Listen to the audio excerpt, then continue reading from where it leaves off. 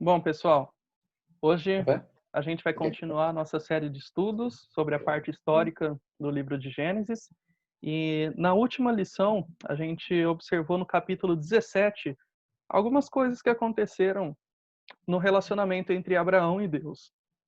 Deus ele faz uma aliança com Abraão, né, de uma forma um pouco mais objetiva, mais clara, né, como se fosse uma assinatura de um contrato, de uma forma que naquele contexto era comum.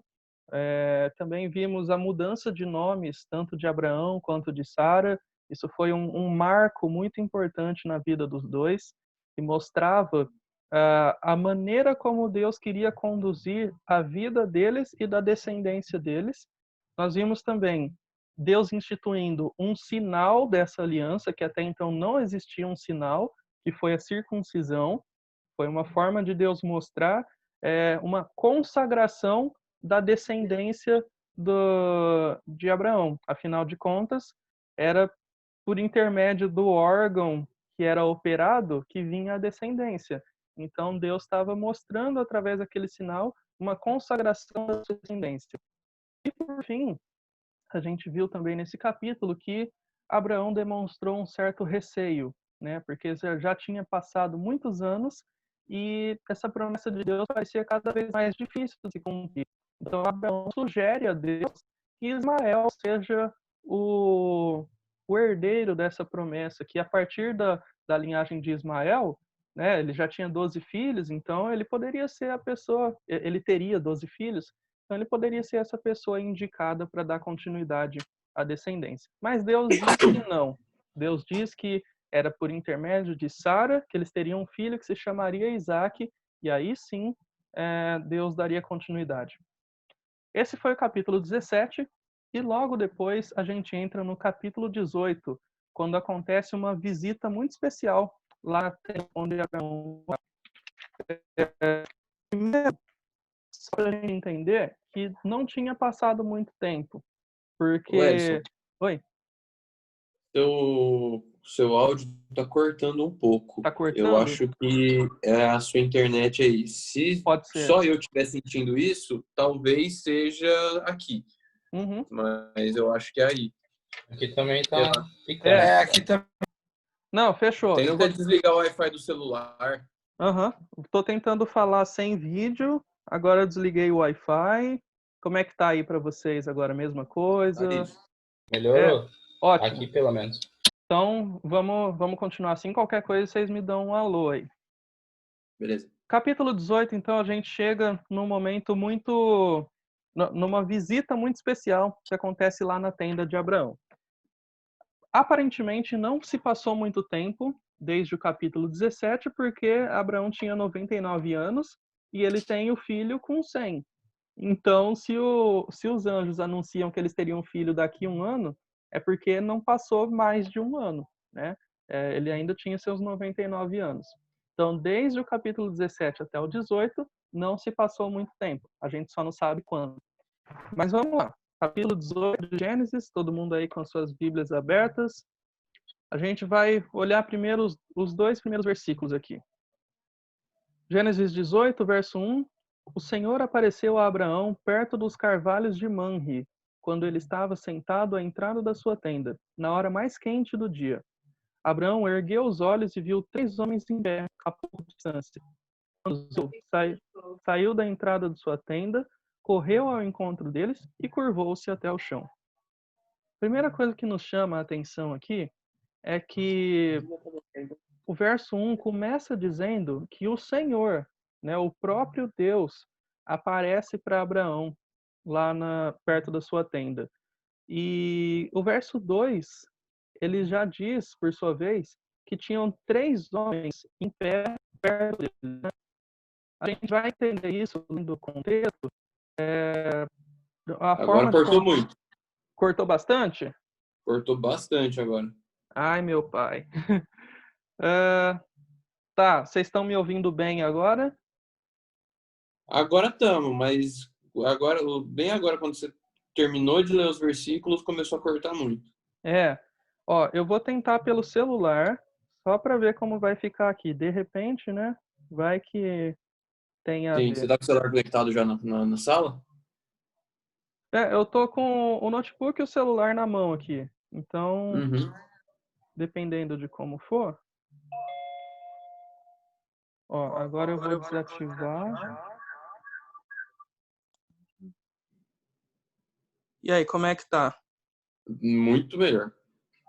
Tá ótimo, então. Vamos assim mesmo. Bom, capítulo 18, a gente estava vendo aqui. Peraí que eu tô com fone no ouvido. Aí tá dando um retorno para mim mesmo atrasado. Eu tô me confundindo. Não dá. Sanduíche. Sanduíche. Sanduíche. Pronto. Agora eu não tô mais me ouvindo. É o seguinte, pessoal. Hum. A gente viu nesses dois primeiros versículos que, em primeiro lugar, Abraão viu o Senhor aparecendo diante dele, mas o versículo 2 diz que tinham 3 homens perto da tenda dele. Como a gente pode entender essas duas ideias? Observando o contexto do capítulo, tanto 18 quanto 19, quando esses homens vão aparecer lá em Sodoma, a gente sabe que pelo menos 2 desses 3 homens eram anjos, né?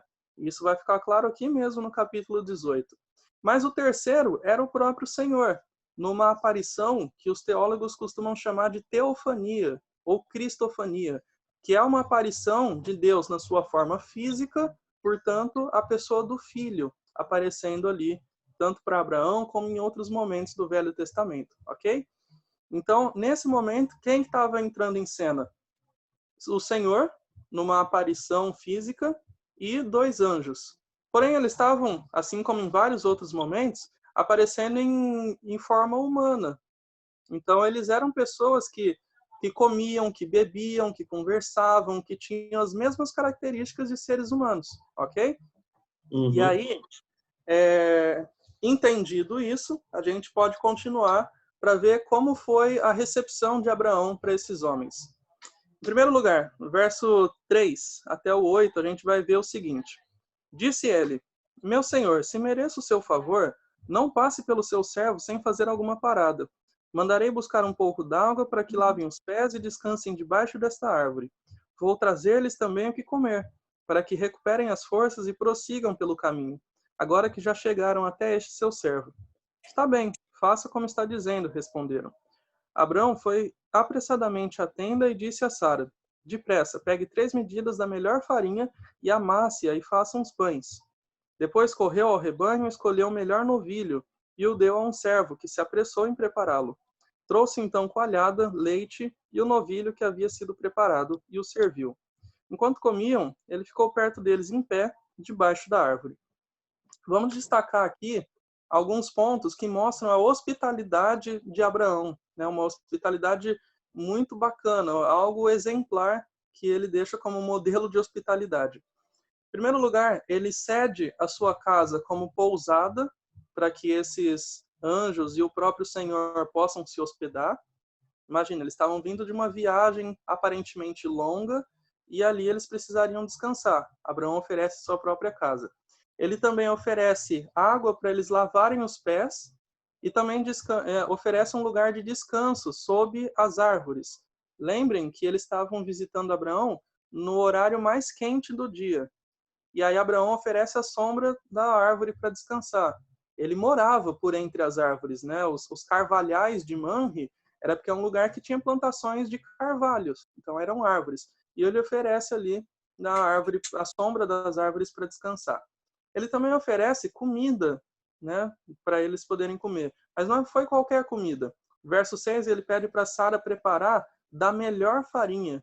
Verso 7, ele pede para o seu servo preparar do melhor novilho.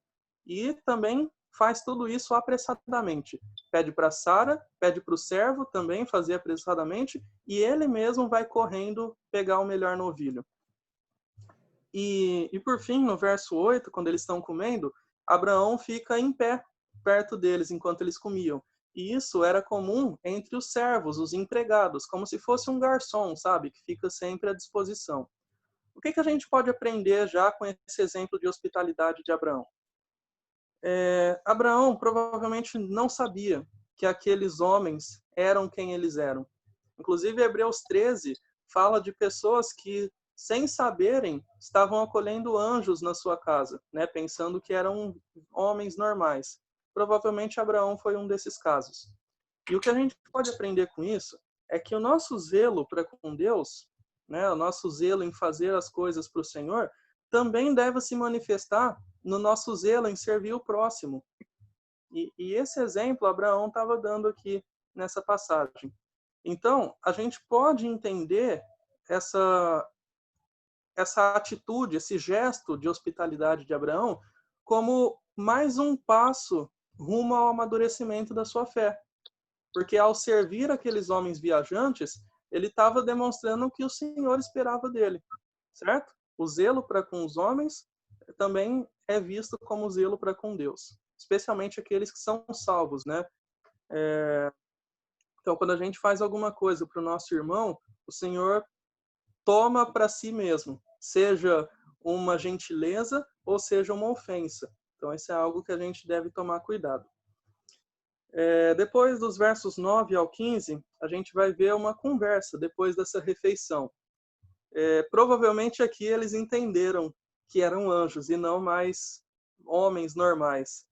Não sei se eles deram alguma dica durante a refeição, né? Tipo, ô Abraão, esse almoço aqui tá divino, hein? Aí eles já devem... Brincadeira. Mas aí do verso 9 em diante, eles percebem que de fato eles não eram homens normais. Vamos ler lá então, a partir do verso 9? Onde está Sara, sua mulher? Perguntaram. Ali na tenda, respondeu ele. Então disse o Senhor, voltarei a você na primavera, e Sara, sua mulher, terá um filho. Sara escutava a entrada da tenda atrás dele. Abraão e Sara já eram velhos, de idade bem avançada, e Sara já tinha passado da idade de ter filhos. Por isso riu consigo mesma quando pensou, depois de já estar velha e meu senhor já idoso, ainda terei esse prazer? Mas o Senhor disse a Abraão, por que Sara riu e disse, poderei realmente dar à luz agora que sou idosa? Existe alguma coisa impossível para o Senhor? Na primavera voltarei a você e Sara terá um filho. Sara teve medo e por isso mentiu. Eu não ri, mas ele disse, não negue, você riu.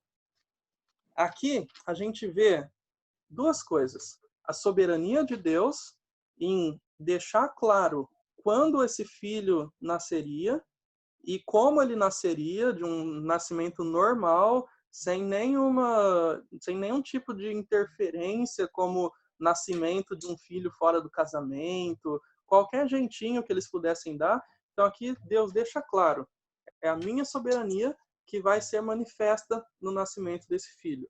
E Deus, mais uma vez, para sua própria glória, ele anuncia essa notícia tão boa para o casal.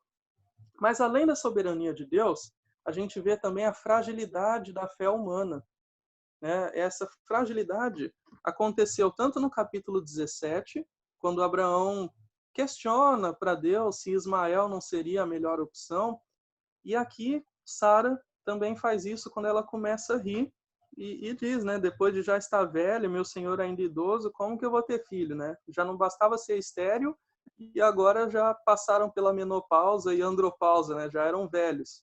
Então, como isso seria possível? E aí é que o Senhor responde para ela, né, mostrando a sua onisciência, mesmo que ela tivesse cochichado isso, ele sabia e não adiantava mentir. Mas o que eu quero mostrar com tudo isso é que a fé humana, ela é vacilante.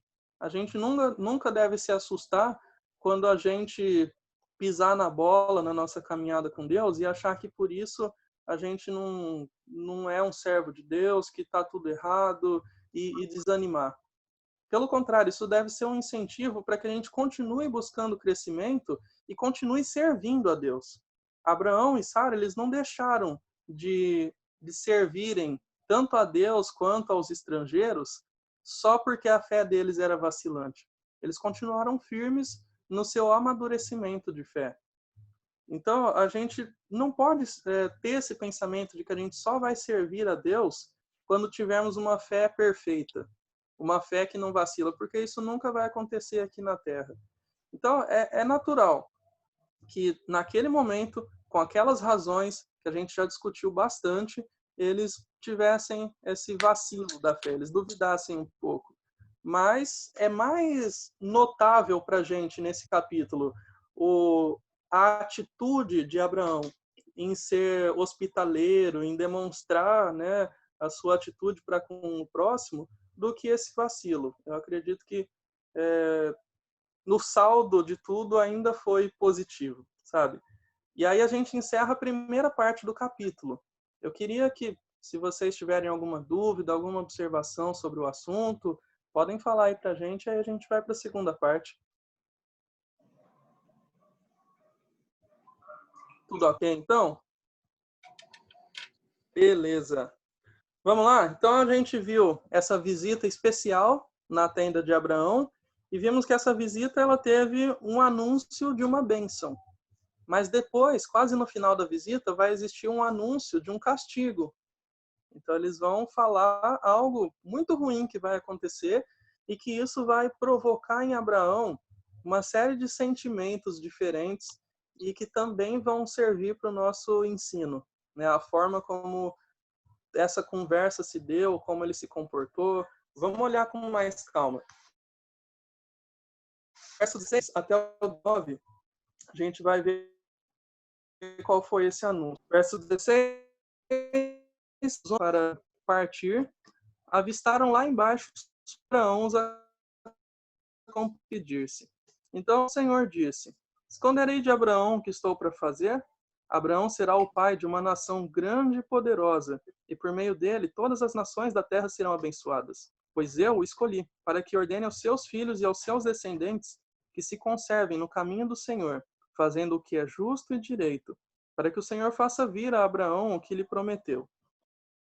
Muito bem. Aqui, o Senhor, ele está, né, numa conversa consigo mesmo, né?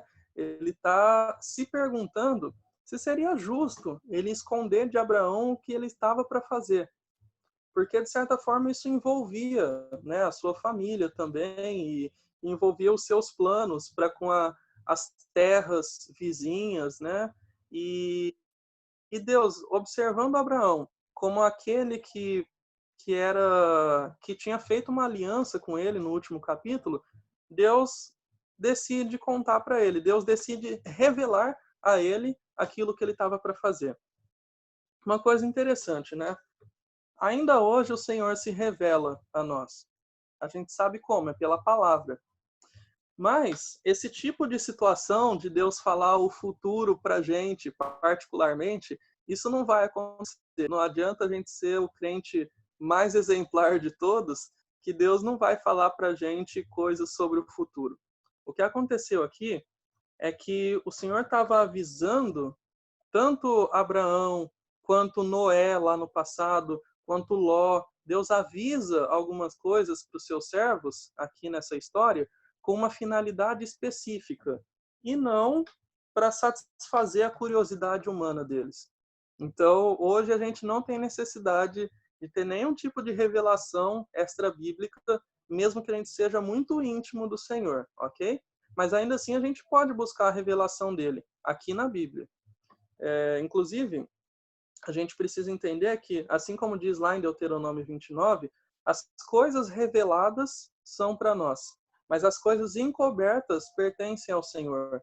Existe parte da sua vontade que ele não revela para a gente, e são coisas dele que não competem a gente conhecer. Mas aqui a gente vê a importância que Deus dá para o seu relacionamento com Abraão. Deus já tinha feito uma série de coisas com Abraão, mostrando a sua intimidade com ele. E aqui não foi diferente. Mas antes de continuar, eu queria que a gente pensasse também agora na relação entre Abraão e o seu sobrinho Ló. A gente já viu a relação de Abraão com Deus. Mas e a relação de Abraão com Ló? Vamos lembrar o que aconteceu? Lá no começo, Ló perdeu o seu pai. Provavelmente Abraão assumiu a responsabilidade dele como se fosse um filho, né? Então ele foi um tutor de Ló.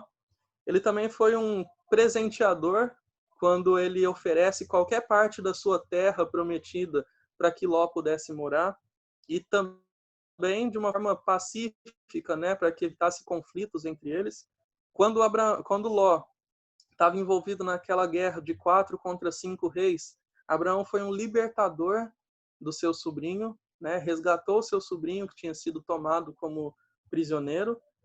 E agora Abraão vai se mostrar como um intercessor do seu sobrinho Ló. Sabe o que tudo isso mostra para a gente? É que em todos os momentos a narrativa está deixando em contraste a vida de Abraão com a vida de Ló. Isso era muito importante para os leitores, né? Para os hebreus que estavam lá no Egito, aliás, que tinham sido libertos do Egito e que estavam aprendendo essa história. Eles estavam entendendo a origem do povo deles e a origem de outros povos. E quando Deus coloca em contraste a vida de Abraão com a vida de Ló, eles podem entender que por que a vida de Abraão foi regida de uma forma e a vida de Ló foi de outra. Ló sempre teve a sua visão carnal, a sua visão de simpatizante, né? Que gosta ali de estar junto, de estar perto, de desfrutar das bênçãos, mas não tem um compromisso muito firme, não tem uma visão muito madura sobre as coisas. E aí a gente vê que Abraão está sempre tendo que resgatar o seu sobrinho, sempre tendo que ajudar, sempre tendo que dar uma força. E Ló sempre necessitado, sempre em apuros. E é isso que acontece mais uma vez. Ló, ele estava lá em Sodoma e Deus anuncia que essa cidade seria destruída. Inclusive era para lá que eles estavam indo, ao menos esses dois anjos, né? Dos três que estavam lá, o Senhor e os dois anjos estavam de partida para Sodoma mesmo. E aí eles anunciam isso para Abraão. Vejam só, no verso 20 e 21. Aliás, é isso mesmo, 20 e 21. Disse-lhe, pois, o Senhor: as acusações contra Sodoma e Gomorra são tantas e o seu pecado é tão grave que descerei para ver se o que eles têm feito corresponde ao que tenho ouvido. Se não, eu saberei. Olhem só, aqui a gente vê que o Senhor ele está ciente de todas as coisas. Não existe nada no mundo que o Senhor não saiba. Se na primeira metade do capítulo o Senhor mostra que ele conhece a vida de Abraão e que ele sabe o que vai acontecer no futuro e que eles vão ter o filho prometido, agora Deus está mostrando que ele conhece também a vida de todo mundo. Ele sabe o que está acontecendo no mundo inteiro. E quando ele diz no verso 20, algumas versões falam, né, o clamor de Sodoma tem subido até mim. A minha versão ela é um pouco mais clara, né? Ela fala que as acusações contra Sodoma e Gomorra são tantas e o seu pecado é tão grave. Então, essa ideia de o clamor subir até o Senhor é como se as próprias atitudes dos sodomitas fossem acusações contra eles mesmos que estavam chegando a Deus. E estava chegando a tal ponto que estava transbordando. Lembra quando a gente viu lá em Gênesis 15 que Deus ainda não tinha julgado os cananeus, né, lá na Terra Prometida, porque o pecado deles ainda não tinha atingido a medida necessária? A gente não sabe que medida é essa. A gente não sabe até que ponto vai a paciência de Deus. Né? A gente sabe que hoje em dia mesmo parece que as coisas ainda estão sendo muito mais levadas à paciência de Deus, tem sido muito mais estendida do que antigamente. Então não cabe a gente entender qual é esse limite. Mas o fato é que existe. E o Senhor, ele sabe de todas as coisas. Ele está consciente de tudo que acontece no mundo.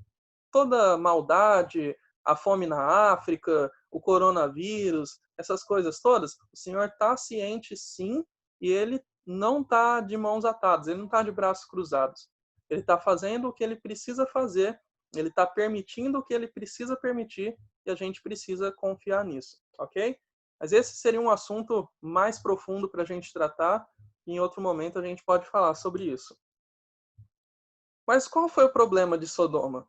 A gente sabe um pouquinho pelo capítulo 19, que semana que vem a gente vai estudar. Mas a Bíblia dá alguns outros detalhes sobre esses pecados de Sodoma. A gente não vai abrir, mas lá em Ezequiel 16, Deus dá uma descrição dos pecados de Sodoma antes de ser destruída. E esses pecados estavam envolvidos em muitas coisas sociais.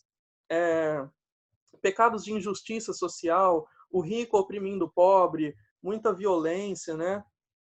Inclusive a tradição judaica diz que os sodomitas eram péssimos hospedeiros, eles tinham preconceito com estrangeiros e além de tudo, né, eles discriminavam pessoas simples, Eles eram muito perversos e eles tinham uma imoralidade sexual muito desequilibrada. Bom, quem conhece a história do capítulo 19 deve ter visto alguns desses pecados já se manifestando aqui mesmo, né? Mas vejam só, Abraão, que foi um exemplo de hospitalidade, fazendo um contraste com uma cidade que é uma péssima hospedeira, né? E foi muito legal, né? Eles terem parado justo em Abraão antes de ir para lá. Parece que deixou nítido o pecado dos sodomitas. Mesmo que Ló receba eles, quando a gente estiver estudando o capítulo 19, inclusive, vocês vão perceber a diferença entre a forma que Abraão recebeu e a forma que Ló recebeu. Mesmo que bem intencionado, ele não consegue receber muito bem. Parece que isso já eram costumes da cidade lá. E Deus, ele toma providências. E a gente aprende com essa história que desobedecer a Deus é fogo, literalmente nesse caso, né? Então, traz consequências desastrosas. A aula que vem vai ser bem quente mesmo, vocês vão ver. E... Nossa, eu acho que eles estão... Não precisava rir, não, gente. Foi só uma brincadeira leve. Perdão. Mas vamos continuar o capítulo, então? Verso 22, depois do Senhor Ainda bem falar... que tá mutado. Ué, ainda Ainda bem bem que a que gente tava... tá mutado. né? Ainda bem que a gente tava mutado aqui, senão a gente ia acordar o Samuel e o Lucas na risada. Tadinhos. Essa hora seria uma boa hora para a conexão falhar aqui, né? Mas vamos lá, vamos ver qual foi a reação de Abraão. Vamos ler do verso 22 até o 25 para a gente ver aqui. Verso 22, os homens partiram dali e foram para Sodoma. Então, olha só, os anjos, os dois, eles já foram para Sodoma e Abraão ficou a sós com o Senhor, o terceiro ali. Mas Abraão permaneceu diante do Senhor. Abraão aproximou-se dele e disse: terminarás o justo com o ímpio? E se houver 50 justos na cidade, ainda destruirás e não pouparás o lugar por amor aos 50 justos que nele estão? Longe de ti fazer tal coisa, matar o justo com o ímpio, tratando o justo e o ímpio da mesma maneira. Longe de ti. Não agirá com justiça o juiz de toda a terra?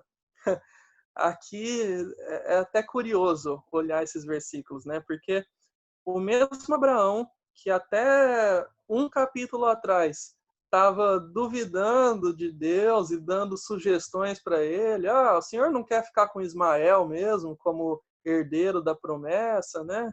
E agora ele está querendo dar sugestões para Deus. É curioso porque a própria Bíblia diz, né? Quem instruiu o Senhor ou quem pôde lhe dar conselhos, né? E de fato nenhum ser humano tem essa capacidade. Mas a gente precisa entender esse trecho de uma forma um pouco diferente da que pode parecer à primeira vista. Primeiro que Abraão estava conversando com o Senhor com reverência. Em momento algum ele se achou maior ou mais sábio do que Deus. Vejam no verso 27, quando ele vai insistir nessa pergunta, ele diz: sei que já fui muito ousado a ponto de falar ao Senhor, eu que não passo de pó e cinza. Então vejam só que a postura dele diante de Deus é de extrema reverência. E o que ele está fazendo aqui não é nem duvidar de Deus ou achar que os caminhos de Deus não são certos. Na verdade, o que ele está fazendo é falar sobre os planos de Deus com base nos próprios atributos de Deus que ele conhece. E os seus atributos seriam quais, nesse caso? A sua justiça e a sua misericórdia. Então, o que ele está fazendo aqui é como se fosse aquelas nossas orações que a gente derrama o nosso coração diante de Deus e diz aquilo que a gente está sentindo. Baseado no que a gente conhece sobre Deus, a gente não é questionar, não é tentar ao Senhor, como o povo fez muitas vezes, né? O Senhor é bom, mas está deixando a gente morrer de fome aqui no deserto. Se o Senhor fosse bom mesmo, estaria fazendo outra coisa. Isso é tentar a Deus. O caso de Abraão não foi exatamente isso. Me deem só um minutinho que eu vou plugar a fonte aqui do notebook para não acabar a bateria, tá bom? Já volto.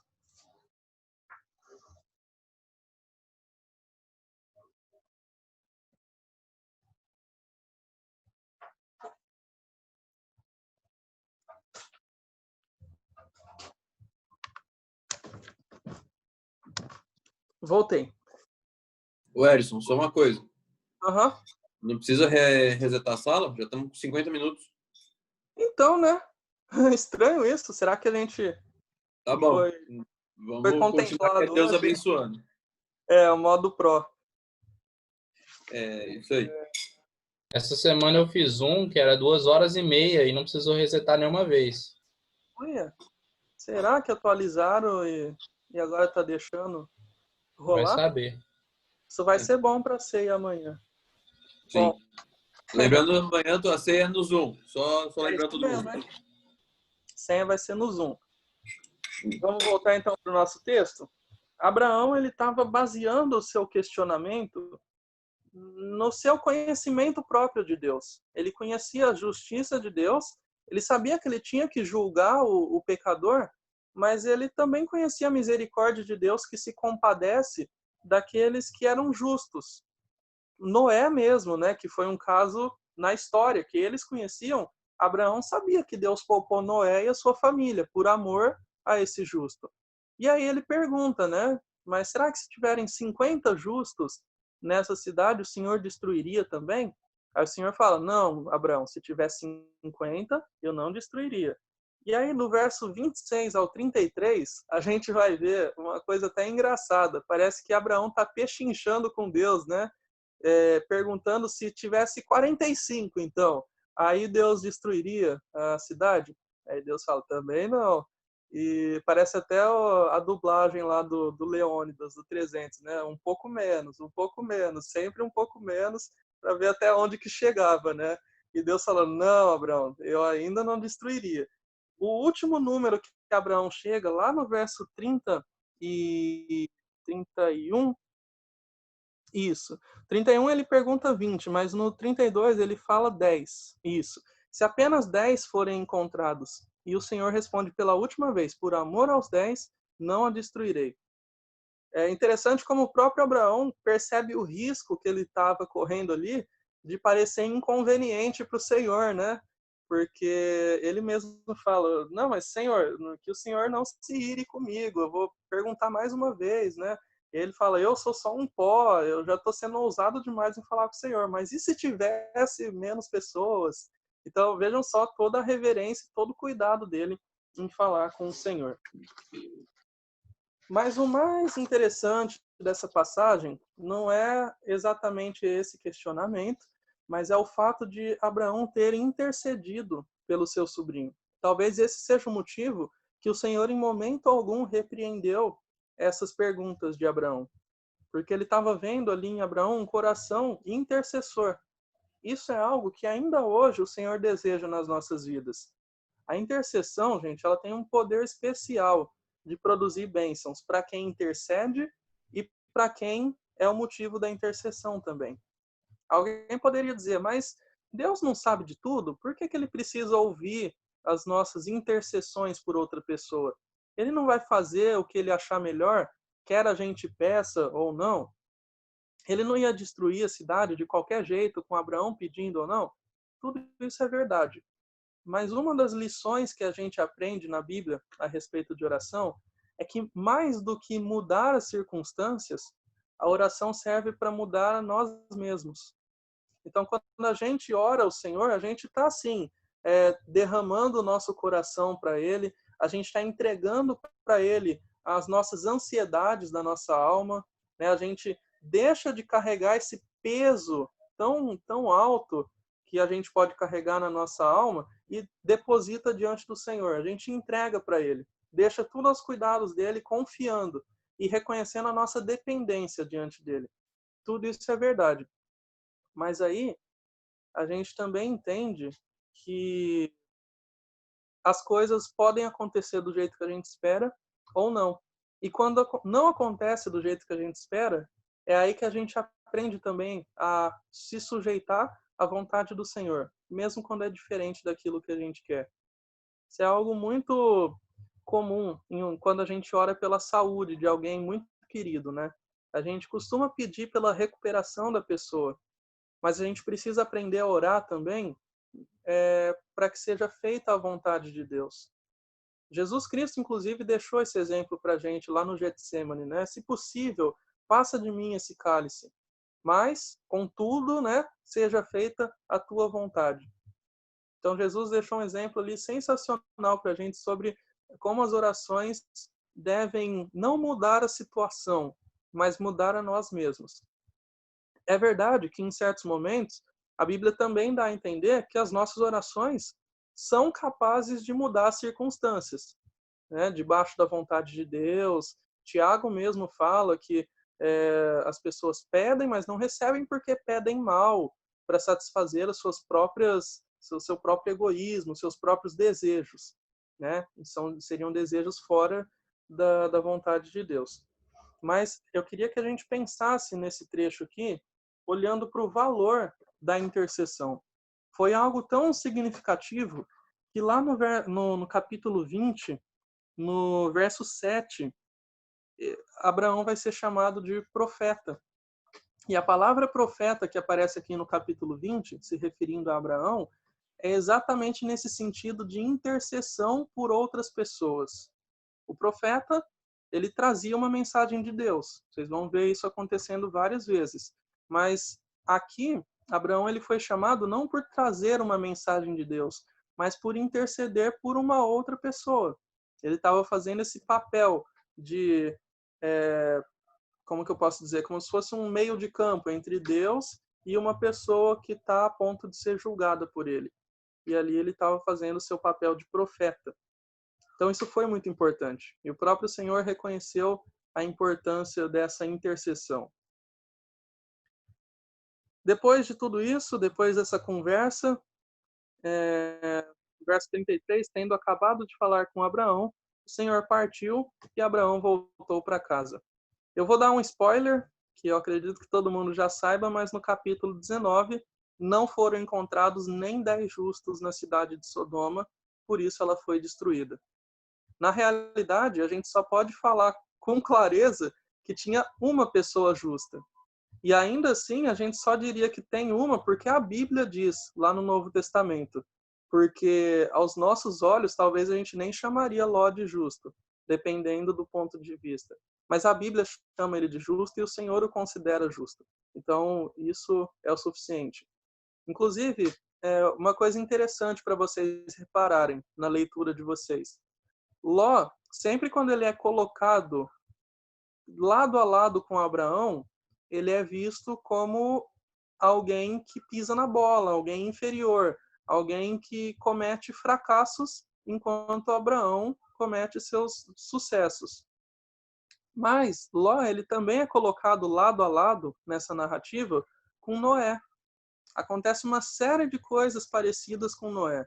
Ló é avisado sobre um juízo, Ló é protegido desse castigo antes dele acontecer, Ló é protegido junto com a sua família, né? Ló também é envolvido num pecado familiar que tem ligação com embriaguez. Então parece que a narrativa deixa um pouco claro que Ló estava sendo um Noé da época dele. E Noé foi um homem justo que andava com Deus, e provavelmente o narrador, né, o escritor Moisés, ele também procura colocar Ló como um caso de pessoa justa no meio de uma sociedade corrompida. Mas quando ele é colocado lado a lado com Abraão, aí ele fica mais abaixo, como alguém carnal, alguém que pisa na bola nos momentos importantes. A gente vai fazer só algumas aplicações rapidinho sobre esse capítulo 18, relembrando aquilo que a gente já viu, né? Em primeiro lugar, a gente não pode servir a Deus somente com uma fé perfeita. A gente não deve esperar a nossa fé estar 100% madura para começar a servir a Deus. Isso a gente aprendeu com o exemplo de Abraão e Sara. Em segundo lugar, o zelo com Deus também se manifesta no zelo com o próximo. Esse foi o exemplo de Abraão recebendo os estrangeiros na sua casa e tratando da melhor maneira possível. Ele deu tudo do melhor, ele ofereceu da sua casa. Isso era comum até mesmo na cultura oriental antiga. Mas isso não é só a cultura oriental, isso é cristianismo também. A gente precisa entender que o nosso zelo com Deus também se manifesta no zelo com o próximo. E por último, a gente também aprendeu que o Senhor se agrada com as nossas intercessões. A gente não precisa ter medo de orar errado para Deus. Sabe, às vezes a gente pode ter medo de estar falando alguma bobagem, mas as nossas orações são momentos para a gente abrir o nosso coração para Deus, da gente ser sincero com Ele e colocar a vontade dele em primeiro lugar. Se isso for algo errado, o próprio Senhor vai indicar na nossa vida, Ele vai mostrar, mas é para isso que servem as respostas de oração diferente daquilo que a gente esperava. É para mostrar que a gente estava pedindo errado, ou para ver, para analisar na nossa vida, né, como a gente tem colocado os nossos olhos diante das nossas situações de vida. A gente tem pensado como o Senhor? A gente tem feito igual aquele salmo, né, de agrada-te do Senhor e Ele satisfará os desejos do teu coração. A gente tem feito o primeiro passo, que é se agradar do Senhor, que é ter uma vontade condicionada à vontade do Senhor. Aí sim Ele vai satisfazer os desejos do coração, ok? Então foram essas algumas das aplicações aqui, né, na nossa meditação no capítulo 18 de Gênesis. Se alguém tiver qualquer dúvida, qualquer comentário aí, a gente está aberto para isso agora, ok?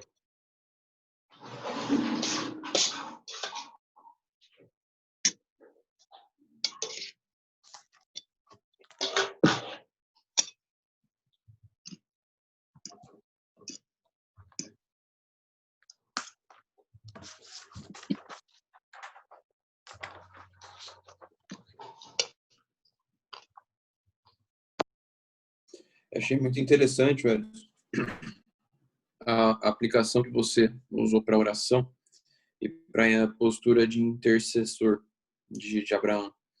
E uma vez eu ouvi, não lembro quem falando, acho que foi até numa conferência da Romeu, que não lembro se foi o seu Peter, não lembro quem foi. Ele falou uma coisa: por que os psicólogos têm tantos pacientes? Porque as pessoas oram pouco. E eu entendo que há situações que psicólogos são úteis, alguns terapeutas em algumas situações são úteis, a psicologia tem a sua validade, claro que tem. Uhum. Mas é verdade também que a gente tem na Bíblia o ensino da oração. E ali, na intercessão de Abraão, Abraão também estava sendo moldado, porque era ali numa situação de ele já demonstrou o seu caráter de resgatador uma vez na guerra, e ele estava ainda desenvolvendo essa postura de quem se preocupava com o resgate de alguém em perigo, resgate de alguém que estava necessitado, que no caso era Ló. Então, além de que Abraão estava desenvolvendo a sua reverência para com Deus e a sua dependência para com Deus neste momento. Então é muito interessante o que você falou, que a oração ela não tem como único alvo o alvo da oração, o assunto da oração, mas ela tem como alvo também moldar o orador. Muito interessante pensar isso. A oração ela é esperada, e não é esperada, né? Ela é ordenada para ser parte da rotina do cristão, do ser do cristão, viver do cristão. Porque, assim, essa é uma das formas mais eficazes de Deus moldar o perfil, o caráter, né, dos seus filhos. Sim, com certeza. E tá dando para me ouvir agora? Senão eu volto pro celular. Ah, beleza. E outra coisa que eu estava pensando, Rick, eu até esqueci de comentar durante a aula, é que a intercessão é como se fosse assim, uma das modalidades da oração. A gente pode orar de várias formas diferentes, mas uma específica é a intercessão. E o que ela destaca das outras modalidades? É que a gente pensa no próximo. A gente está, às vezes, numa causa que não tem nada a ver com a gente. É um missionário que está com alguma situação de necessidade lá do outro lado do país e a gente está orando. Pode ser que a gente nunca tenha visto. Pode ser uma pessoa que, inclusive, tenha alguma diferença com a gente, algum desentendimento, mesmo nesses casos a Bíblia ensina a gente a orar. Até mais, a Bíblia ensina a gente a orar até mesmo pelos nossos governantes. E a gente tem descido a lenha tantas vezes em discussões, em grupos, e esquece que o nosso papel, em primeiro lugar, é interceder por essas pessoas, para que a gente tenha paz, né, para que seja um bom governo. E, enfim, a Bíblia dá muitos exemplos, né? Paulo, quando escreve em Efésios 6, quase lá no finalzinho da carta, vocês devem estar vendo lá no grupo de oração esse trecho, ele fala para orar em todo momento, por todas as pessoas, né, com toda a ação de graças, enfim, engloba tudo, não existe restrições. Então, mais uma vez, assim como na guerra Paulo não tinha obrigação nenhuma de lutar a favor do seu sobrinho, aqui ele também não tinha obrigação nenhuma de interceder a favor dele.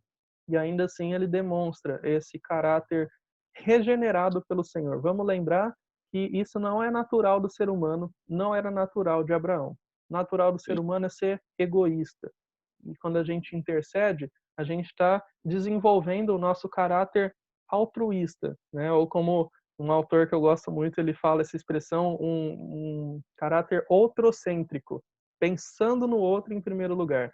E isso é muito bacana, é um exemplo bem legal para a gente aplicar na nossa vida também. Sim, sim. E você falou Paulo lutar na guerra para salvar o sobrinho. Não foi Paulo, foi Abraão. Eita, nós. Eu estava, assim, me esforçando para não confundir Abraão com Moisés. Aí termina a aula e eu confundo Paulo com Abraão. Pior ainda. Mas é isso aí, pessoal. Se ninguém tiver mais nenhuma dúvida, a gente pode já encerrar a nossa aula de hoje. É isso aí, então. Bom, então eu vou pedir pro Samuel orar pra gente encerrar. E aí vocês estão liberados. Tá bom, vou orar então. Pai querido, Pai amado, bom, queremos agradecer por mais uma oportunidade de aprender mais um pouco da sua palavra, Senhor. Muito obrigado por isso e pela proteção que o Senhor tem nos dado todos esses dias, meu Pai. Muito obrigado também. Em nome de Jesus, amém. Amém. Amém.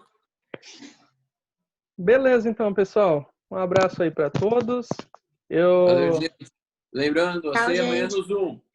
Isso aí, amanhã às 9 da manhã, pelo Zoom, não se esqueçam. Tá bom. Isso aí. Tchau, Falou, gente. galera. Falou, Com Deus. pessoal. Um abraço, hein? Tchau. Samuel, você fica. A gente vai conversar lá daquela dúvida que você perguntou, beleza? Beleza. Falou, galera. Falou, pessoal. Falou. Falou.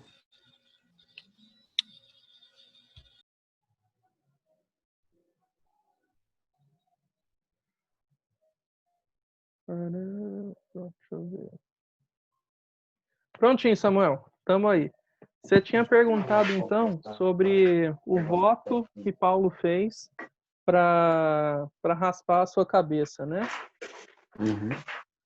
Anderson, antes de explicar isso, eu acho que eu vou querer que minha mãe escute isso também. Vou lá em casa rapidinho. Ah, sim, beleza.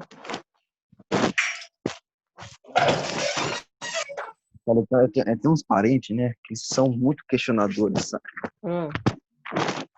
Todo dia que eu chego aqui em casa aqui tem uma discussão nova. Acho que vai cortar porque eu vou trocar de Wi-Fi. Peraí. Entendeu? Aí eles não acreditam que precisava. Eu já falei para eles também. O Wes vai explicar sobre o Paulo. Ele tá aqui, ele vai explicar agora.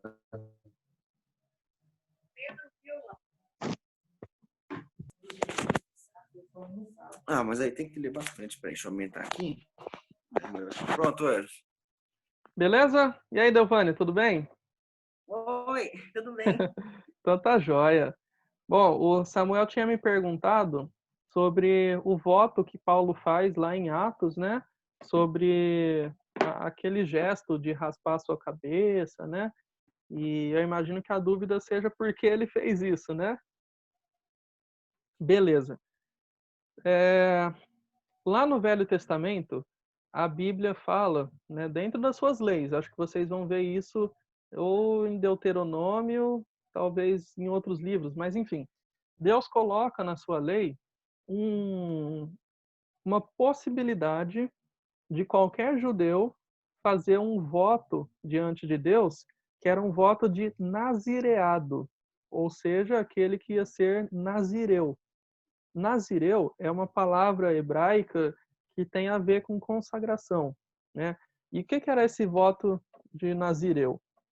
O nazireu, ele deveria ser uma pessoa que ele não deveria, ele viveria uma vida dedicada ao Senhor, e quase que assim, especialmente dedicada só para isso, sabe? Seria uma pessoa especialmente separada para viver para o Senhor.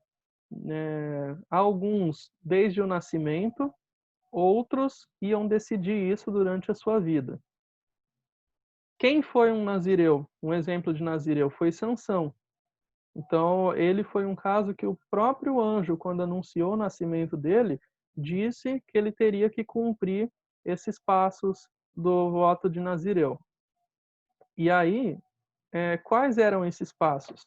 Os passos eram o seguinte: ele não podia cortar o cabelo dele, ele não podia tocar em nenhum animal morto, e ele não podia tomar nada derivado da uva, né? Especialmente vinho.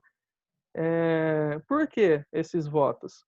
O cortar o cabelo, provavelmente numa questão de algo que se faz no dia a dia, especialmente homens que cortam cabelo, mas quando o cabelo crescesse era uma forma do homem pensar, pera, eu não vou cortar o cabelo porque eu tenho um compromisso com o Senhor, uma consagração na minha vida.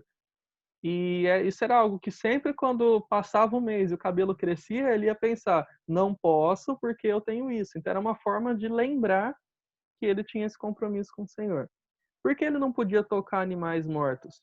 Na verdade, vocês devem lembrar que nenhum judeu deveria tocar animais mortos, né? Senão ele ficaria cerimonialmente impuro.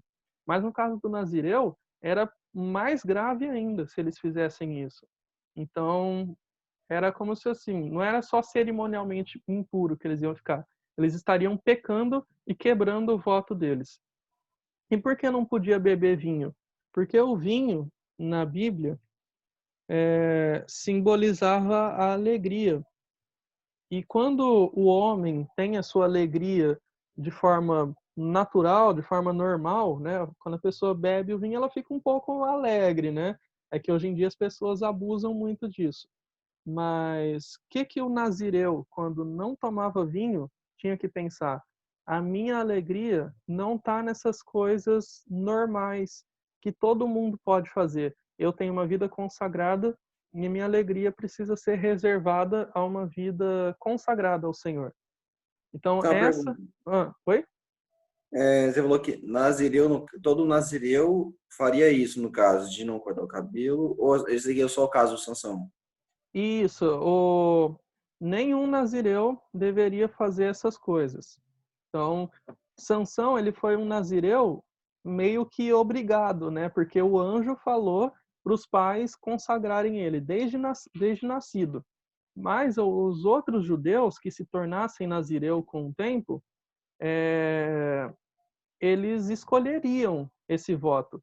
E outra diferença de Sansão com os outros judeus. O voto de nazireu poderia ser temporário. O de Sansão tinha que ser a vida inteira. Então, eu poderia fazer eu não. Se eu fosse um judeu lá da época da Bíblia, eu poderia fazer um voto que durasse um mês. Né? Então, fiz hoje e vai durar até o final do mês. E aí, Oi? Porque assim, a questão vocês perguntaram para nós se nós faz voto. Uhum. Eu falei, antes de conhecer a palavra de Deus, como eu aprendi hoje, eu fazia voto. Uhum. Mas hoje eu não faço. Porque Sim. eu sei que fazer voto é pedir algo em troca. Sim. Aí eles colocaram essa parte. Então, por que o... Como é que chama o cara aí? Paulo. O Paulo cortou o cabelo, assim, mas talvez esse voto que ele fez foi espiritual para ele, não pedindo algo em troca. Uhum. Mas como a gente não lê a Bíblia, assim, não entende como você, né, que você é o professor, a gente não sabe explicar, a gente fica leigo, né? Então eu falo assim, Samuel, vamos entrar nessa Bíblia aí, vamos aprender tudo igual o Emerson. Não, mas é essa a ideia mesmo. Tá, então, pensando nesse questionamento, vamos procurar melhorar essa resposta aí que eu dei para vocês. Paulo, quando ele rapa a cabeça dele, vocês viram que é exatamente o contrário do nazireu. Então, ele não estava fazendo um voto de nazireu, era um outro tipo de voto que ele quis fazer com o Senhor. Mas eu só expliquei do nazireu para mostrar como isso era comum e permitido na palavra. No Velho Testamento, isso era muito comum, de fazer votos para o Senhor. Votos do tipo, eu vou fazer alguma coisa como agradecimento ao que o Senhor fez para mim. E não como uma forma de barganha, que muita gente faz hoje, né? Especialmente os católicos que fazem promessa, né? Se o Senhor me der isso, aí eu vou andar de joelho igual louco, como se fosse uma barganha. Como se Deus precisasse do nosso sofrimento de andar de joelho ou ficar tantos dias sem comer aquilo ou sem fazer aquilo. Não, Deus não precisa de nada disso. Os votos que eram feitos eram como forma de gratidão, mas eles fariam agradecendo a Deus e não para conseguir alguma coisa. E é tipo o jejum. A ideia do jejum é exatamente essa. A gente abre mão. Cortou. Vocês não estão me ouvindo? Alô, alô, alô, estão ouvindo?